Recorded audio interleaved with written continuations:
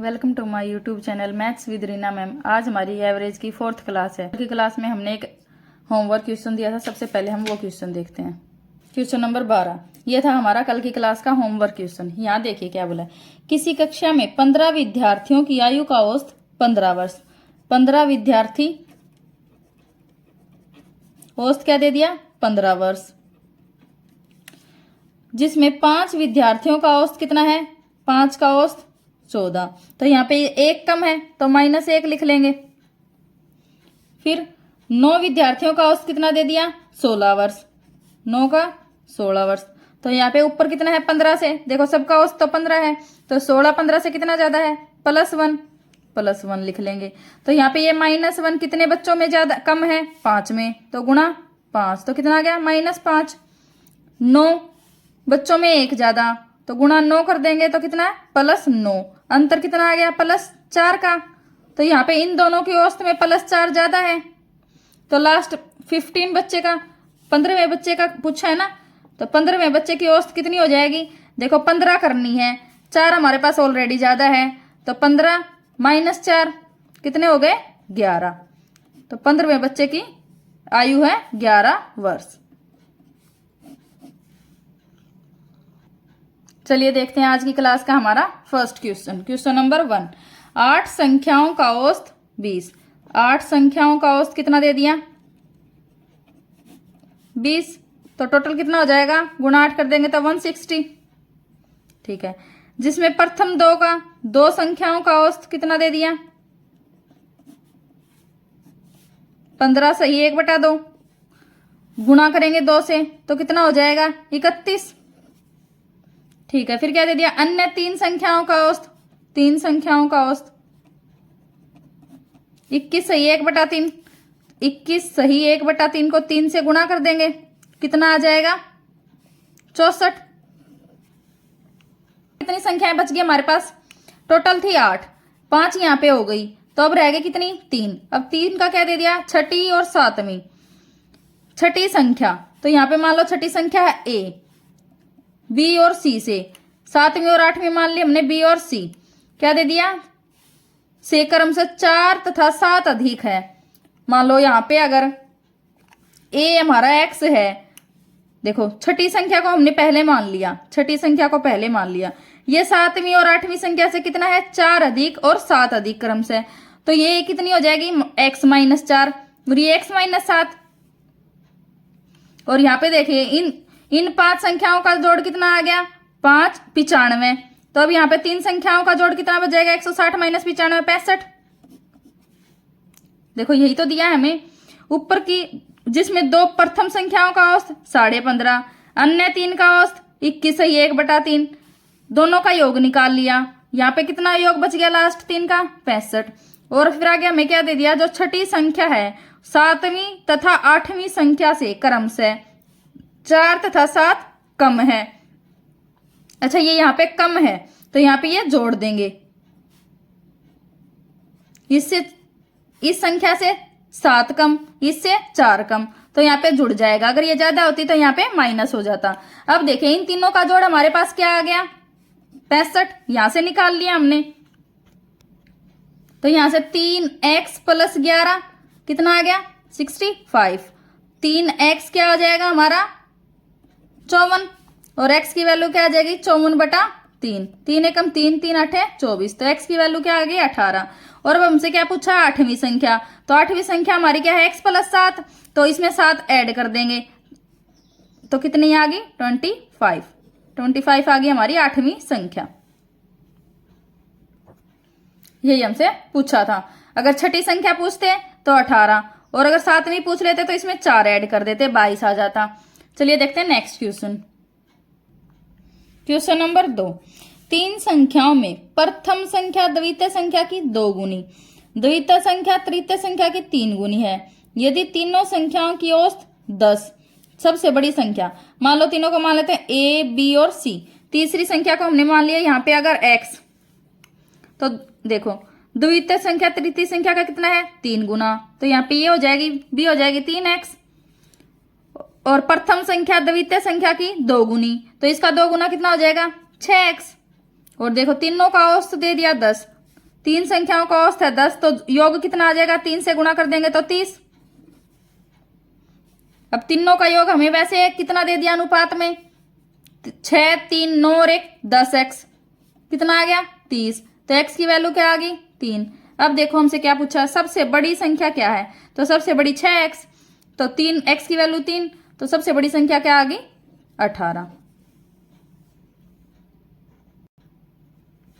Question number 3, एक cricket खिलाड़ी के 10 पारियों के रनों की औसत 32, वह अगली पारी में कितने रन बनाए जिससे उसका औसत 4 रन बढ़ जाए? देखो 10 पारी का औसत कितना है? 10 पारियों का औसत 32 रन। अब देखिए एक पारी में और रन बनाएगा तो पारी कितनी हो जाएंगी? 11। और यहाँ पे क्या बोला है? 4 रन औसत बढ़ जाए, तो 32 पहले से है और 4 बढ़ जाए तो 11 पारियों में कितने ज्यादा रन बनाने चाहिए? 11 पारी के हिसाब से 4 रन अधिक, तो टोटल 44 रन ज्यादा बनाएगा। तो पहले से कितनी औसत है? 32 प्लस 44, तो कितना हो जाएगा? 76 रन। 76 रन बनाएगा तब उसका औसत 36 हो जाएगा प्रत्येक पारी का। क्वेश्चन नंबर 4, किसी परिवार में 8 वयस्क तथा कुछ किशोर हैं।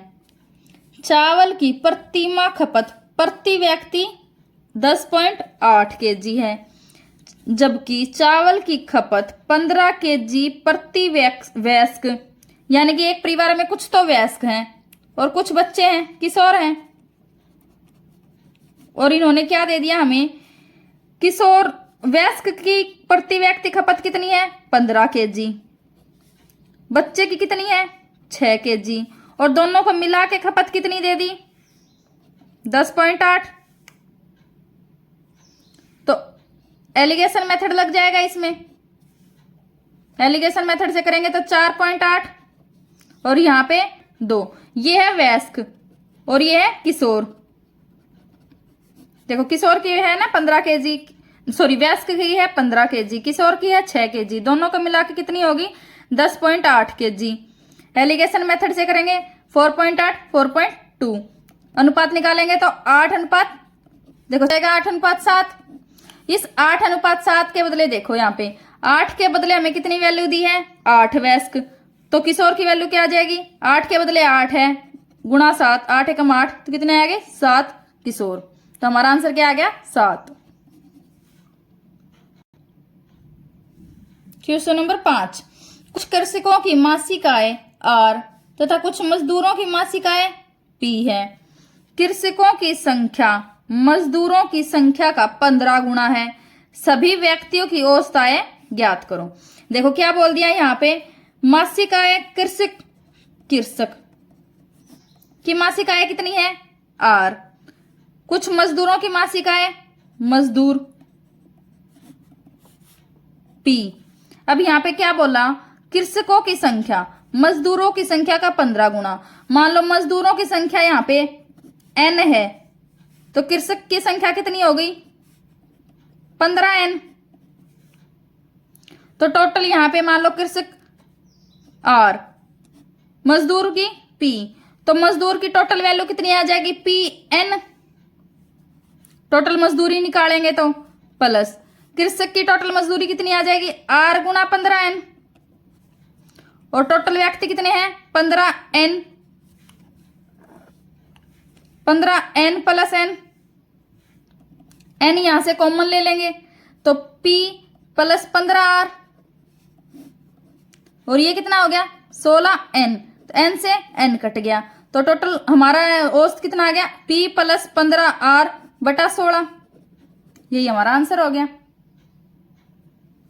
क्वेश्चन नंबर 6, 25 छात्रों का गणित में प्राप्त अंकों का औसत कितना है? 50।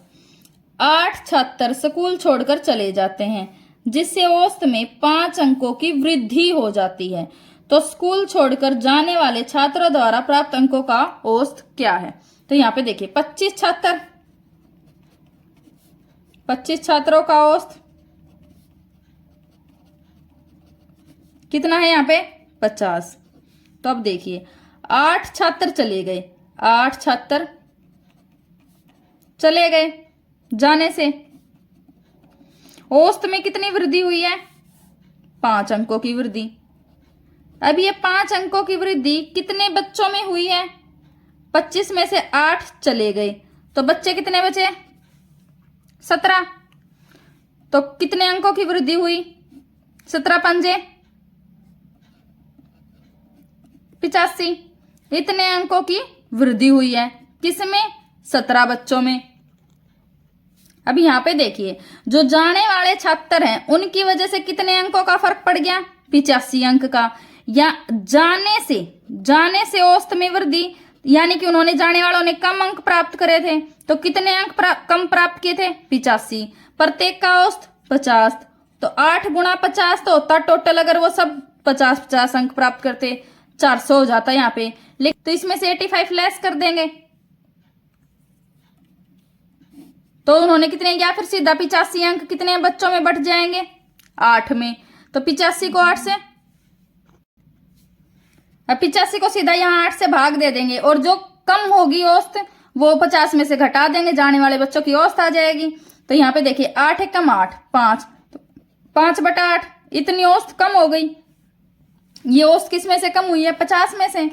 तो 50 माइनस 10 सही 5/8 तो कितनी आ जाएगी? 49 सही 3/8। प्रत्येक बच्चे की औसत आ जाएगी, जाने वाले की। जाने वाले बच्चे की औसत हमसे पूछी थी, तो जाने वाले बच्चे की औसत, ये जो कमी है, कमी माइनस लिख लेते हैं क्योंकि कमी हुई है यहाँ पे। फिर से देखिए 25 छात्रों का औसत दे दिया 50, 8 छात्र चले गए, ठीक है। जाने से औसत में वृद्धि, तो 8 छात्र चले गए, छात्र कितने बचे? 17। प्रत्येक के अंक में वृद्धि 5 की, तो टोटल अंकों का फर्क कितना पड़ गया? 85 का। देखिए जाने से औसत में वृद्धि, यानी कि जो बच्चे गए हैं उनके अंक कम थे, तभी उन्होंने जाने से औसत में वृद्धि करवा दी। तो यहाँ पे कितने अंक कम थे? 85 कम थे 8 बच्चों में। फर्क कितना पड़ गया? 10 सही 5/8 का। और ये 10 सही 5/8 को 50 में से घटा देंगे, जाने वाले बच्चों की औसत आ जाएगी। तो 50 माइनस 10 सही 5/8, 39 सही 3/8। ये हमारी सही औसत आ गई जाने वाले बच्चों की। क्वेश्चन नंबर 7, किसी छात्रावास में 35 विद्यार्थी थे। यदि विद्यार्थियों की संख्या 7 बढ़ जाती है, मान लो पहले थे 35 विद्यार्थी, अब हो गए 35 + 7 कितने हो गए? 42। तो भोजन पर प्रतिदिन खर्चा 42 रुपए बढ़ जाता है। ये देखिए कि मान लो पहले प्रति व्यक्ति खर्चा लगा लेते हैं तो प्रतिदिन का खर्चा आ जाएगा। प्रति व्यक्ति खर्चा हमने मान लेते हैं, प्रति व्यक्ति खर्चा x, प्रति व्यक्ति खर्चा मान लिया पहले हमने x, तो पहले टोटल प्रतिदिन का खर्चा कितना हो गया? फिर 35x का खर्चा तो आ गया हमारा 35x। अब इसने क्या बोला कि 7 बच्चे और आ गए, तो अब विद्यार्थी हो गए 42। तो प्रत्येक दिन का खर्चा, प्रतिदिन खर्चा कितना बढ़ गया? 42। तो इसमें 42 ऐड कर देंगे, 42 रुपए बढ़ गया। जबकि प्रत्येक छात्र का औसत खर्चा 1 रुपए कम हो गया। जैसे मान लो पहले कम खाना बनता था तो ज्यादा खर्चा आता था प्रत्येक व्यक्ति के हिसाब से। अब थोड़ा ज्यादा खाना बनने लग गया, ज्यादा खाना बनता है तो 1 रुपए प्रति व्यक्ति खर्चा कम हो गया। लेकिन जो प्रत्येक दिन का खर्चा है ये हमने निकाल लिया प्रतिदिन का, प्रतिदिन, ठीक है। प्रतिदिन का खर्चा पहले कितना था? 35x। 7 विद्यार्थी और आ गए, 42 विद्यार्थी हो गए, तो अब खर्चा बढ़ गया 42 रुपए। तो हमारी एक इक्वेशन बन गई है। और यहाँ पे प्रति व्यक्ति खर्चा हमने माना है x। अब प्रति व्यक्ति खर्चे में कितनी कमी हुई है? 1 रुपए की। तो ये खर्चा भी अब आने के बाद है, ये खर्चा भी अब आने के बाद है, दोनों को बराबर रख लेंगे, हमारे x की वैल्यू आ जाएगी, प्रति व्यक्ति खर्चे की वैल्यू आ जाएगी। और यहाँ पे प्रति दिन का प्रारंभिक खर्चा पूछा है वो हम निकाल लेंगे। तो यहाँ पे देखिए 35x + 42 बराबर है 42x - 42। अब यहाँ पे 42x या 35x को इधर ले आते हैं, 42 को इधर, तो 84 बराबर ये इधर आके कम हो जाएगा। तो कितना आ गया यहाँ पे? 7x। तो x की वैल्यू क्या आ गई? 84/7, 7 एकम 7, 7 दूनी 14। तो x की वैल्यू कितनी आ गई? 12। यानी कि पहले प्रति व्यक्ति खर्चा कितना था 12 रुपए, बच्चे कितने थे 35, और पहले का ही पूछा है कि छात्रावास का प्रतिदिन का प्रारंभिक खर्चा, तो प्रारंभ में तो 35 बच्चे थे, प्रत्येक का खर्चा 12 हमने निकाल लिया, तो 35 गुणा 12, 12 पंजे 60, 6 12 चौबार 36 और 6 42, तो 420 रुपया था प्रारंभिक खर्चा। अब का पूछ लेते तो ये निकाल देते। क्वेश्चन नंबर 8, किसी विद्यालय में विद्यार्थियों की औसत आयु 6 वर्ष है, 12 अध्यापकों की औसत आयु 40 वर्ष, यदि अध्यापकों तथा विद्यार्थियों की औसत आयु 7 वर्ष हो तो विद्यार्थियों की संख्या ज्ञात करो। यहां पे देखिए विद्यार्थी और अध्यापक,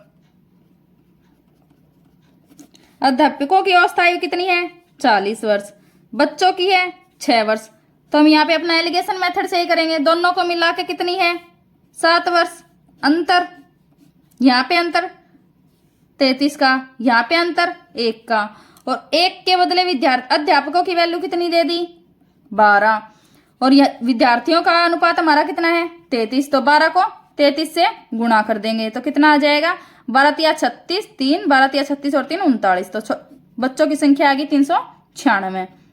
और यहाँ पे जो हमारा अगर बेसिक तरीके से करते तो कैसे करते, 12 अध्यापक 40 वर्ष आयु, तो 12 गुणा 40 कितने होता है 12 चौके 48, 480, तो यहां से आ जाता आयु, सॉरी ठीक है। फिर क्या दिया 6 वर्ष है, मान लो x बच्चे हैं, प्रत्येक की आयु 6 वर्ष, तो 6 गुणा x तो कितनी आ गई 6x, और ये फिर सब की आयु कितनी दे दी 7 वर्ष, तो 12 प्लस x गुणा 7 बराबर है 480 प्लस 6x।